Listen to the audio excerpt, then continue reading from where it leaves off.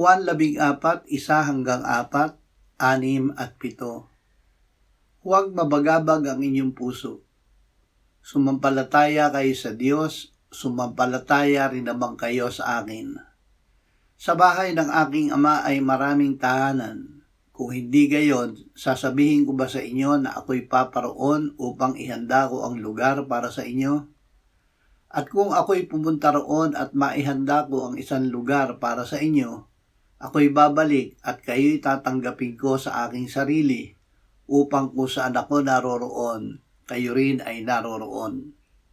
Nalalaman ninyo ang daan patungo sa lugar na aking pupuntahan. Ako ang daan at ang katotohanan at ang buhay. Sino man ay hindi makakarating sa Ama kundi sa pamamagitan ko. Kung ako'y kilala ninyo, ay makikilala rin ninyo ang aking Ama. Mula ngayon, siya inyong nakikilala at siya inyong nakita. Ang kinalalagyan ng iniligtas.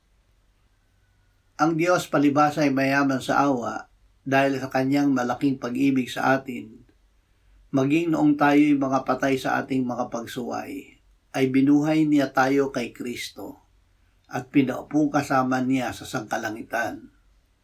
Mula sa langit ay isinugo niya ang Espiritu Santo at ibinuhos ang kanyang pag-ibig sa ating puso.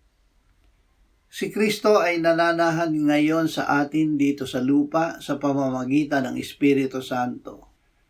Tayo ay may buhay na walang hanggan dahil ang ating tagapagligtas ay nananahan sa atin.